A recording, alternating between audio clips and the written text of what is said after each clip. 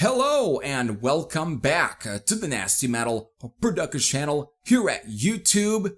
And Frozen in Time is now in the record books. What a blast. Oh my god. It was an absolute blast from both nights, and I think pretty much every band that was there practically killed it. 8 bands the first night, 7 bands the next night, and they all killed it. I mean, pretty much the band starting out from 4 o'clock to the very last band, which would be by 10 o'clock. 8 hours, basically, almost 8 or 7 hours, and it was the same thing the next night. And it's just crazy.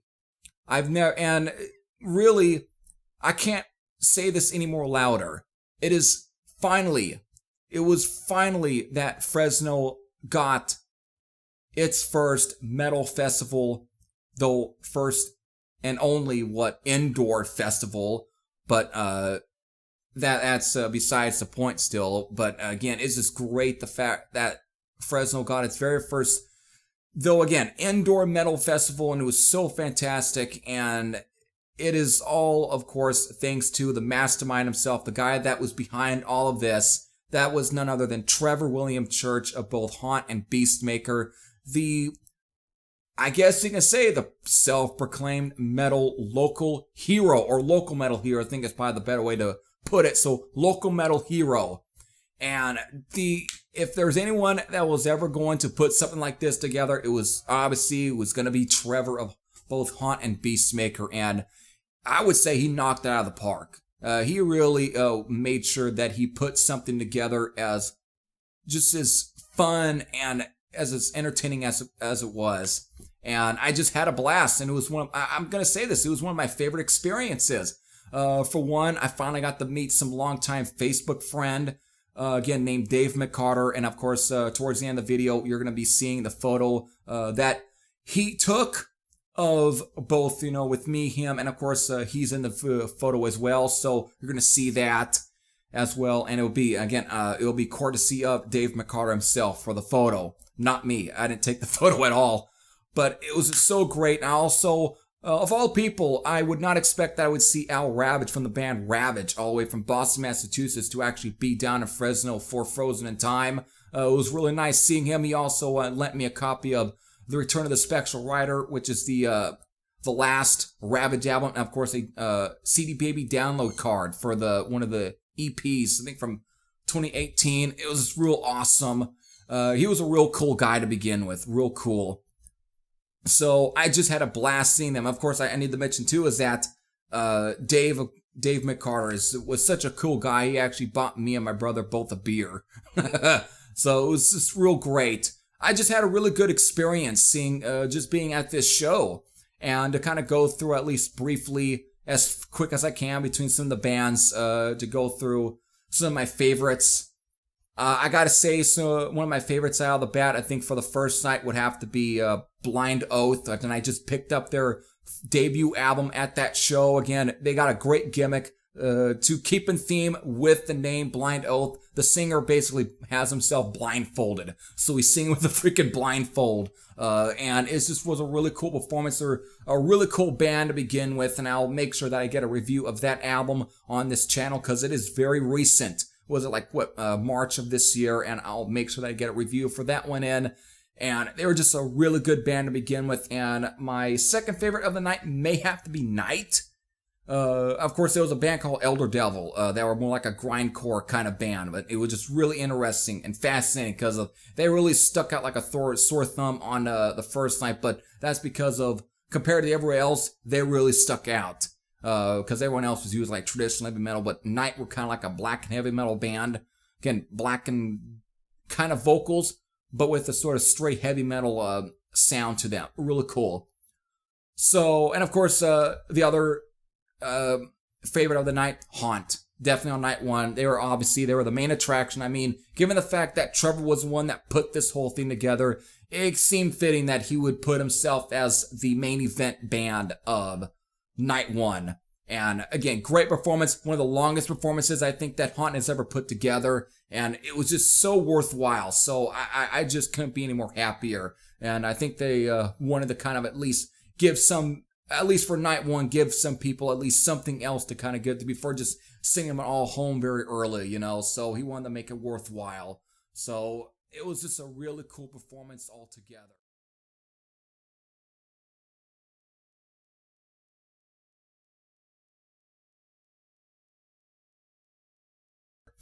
And as far as night two, Crossed Hearts, a very newer band, female-led, based out of Atlanta, Georgia. I just picked up their debut album as well there, and I got a really personal story here because of when I went up to the merch booth. I'm speaking so fast. So, as I went up to the merch booth to at least buy myself at least a CD, and of course even get myself a t-shirt of there to kind of support Crossed Hearts, of all the people to start, to begin running the merch booth, none other than the singer herself, Carly Jackson. And I gotta say this, I ended up talking with her, and she is just a very cool person. She was really great, and I just had a real great time chatting with her. And then sooner or later, it just, I got kind of turned like a little cool sort of buddyship there because of what was right towards the Savage Masters set. She was kind of there, and we fist pumped and everything, and just a really cool person. And again, put on a really cool performance to begin with. They're the ones that open up night two, and just a really cool band. Probably my second favorite band of the night has to go to Fortress. They really put on a really cool performance as well.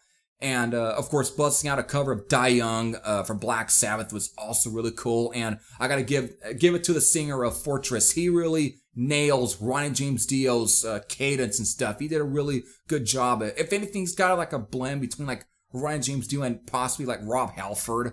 So he's got that kind of thing going on, but he did a really good job. And it's really cool.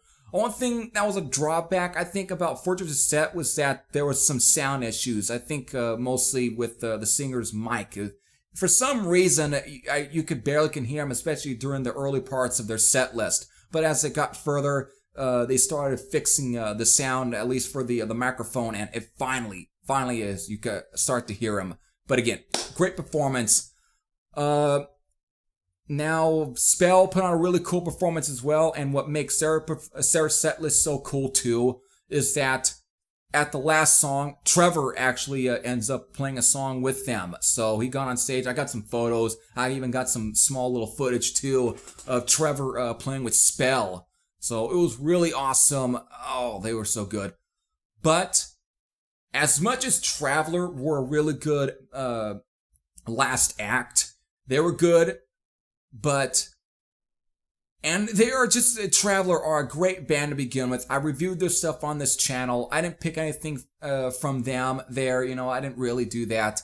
I kind of feel bad, but again, I only got little to work with as far as money is concerned.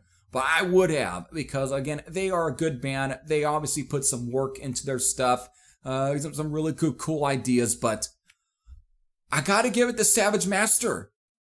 I think what really kind of, to me, makes Savage Master so memorable, and I was never really that crazy for Savage Master to begin with, and I feel bad about saying that because of Savage Master and the whole presentation. They were great, and I did say some good things about the last album, the one from last year, Those Who Hunt at Night, I think is titled, which is a really good album though, and They got a great stage presence. The performance was all really cool, but again, it's just the whole gimmick, the presentation of what they're going for, and you just can't beat that. The stage theatrics, the whole overall presentation was something that I think kind of stuck out in a way, very big, and if anything, it separated them from the rest of the bands, even compared to the bands on the first night. Because to everyone else, they kind of felt a little more special because they had something else going for themselves, and they didn't come across like any other band. Like, I hate to say anything bad about the other bands there, because they all did a great job, some great performances. And I need to mention this too, is even though I saw White Wizard opening up for Anvil, the band In Trance actually has, I think his name is James Paul Luna, who was the original singer for White Wizard and also Holy Grail Anyone, for at least who's familiar with White Wizard and Holy Grail, would know who he is. And he was singing there, and again, it was just very cool to actually the fact that I got to see at least the original singer of White Wizard perform. And when I just saw White Wizard, basically what was White Wizard opening up for Anvil last year at the Fulton 55, but still, compared to everyone else, even them, they just felt like something different. They just kind of separated themselves from the pack, and they just come across like just your average band. They had a get-up for them. They had a gimmick. They had an overall stage presence, and they just looked different. Again, just the costumes, the look. So, all in all, both nights were fantastic. I got to meet some people who I never thought I'd meet in person. Some I never expected to even be there. And it just was all great socializing. It just really did become one of my favorite nights in history. You know, it was a great experience. And hopefully that Trevor thinks about possibly, let's say, humoring the idea of doing a Frozen in Time Part 2, maybe possibly for next year. And if he is right now currently maybe thinking about an idea for Part 2, he might be thinking about broadening out the bands instead of just being as further to like Canada, maybe go a little bit further and far above like Canada and start maybe bringing in some bands from like Europe into California to be a part of Frozen in Time and make it even more bigger and much more of a bigger spectacle than it should be, and bring some attraction to Fresno. So I hopefully he's thinking about that. But either way, I had a blast. So there you go. Again, you're going to be seeing some photos at the end of here, and I'm going to save the clips for a separate video. That'll be more like a clip show, so that's that. So with that, I hope all of you enjoyed. This is Harry Thrasher saying I'm out, and I'll see you all later. Take care.